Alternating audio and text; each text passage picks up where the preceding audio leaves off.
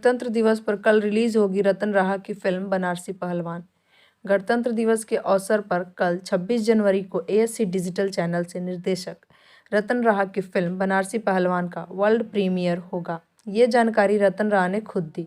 उन्होंने बताया कि फिल्म बनारसी पहलवान देसी दंगल पर आधारित बेजोड़ स्टोरी लाइन वाली फिल्म है, जिसे दर्शक यूट्यूब पर ही देख पाएंगे। हमने इस फिल्म के लिए खूब मेहनत की थी।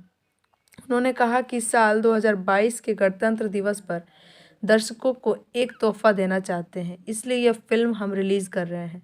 वैसे भी देश में कोरोना की वजह से सब कुछ बंद है, ऐसे में हम एक बेहतरीन मनोरंजन वाली फिल्म आपके पास एएससी डिजिटल चैनल से लेकर आ रहे हैं, इसलिए उम्मीद है कि आप हमारी फिल्म देखेंगे और अपनी राय देंगे।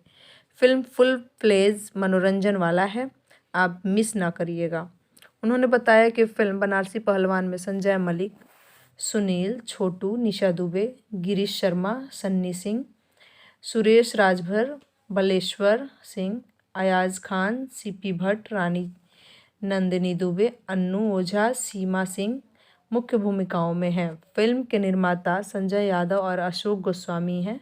कथा बेचन प्रसाद, पटकथा अनिल विश्वकर्मा, संगीत प्रदीप रंजन, पिंटू प्रीतम और गीत मुन्ना दुबे व बेचन प्रसाद का है।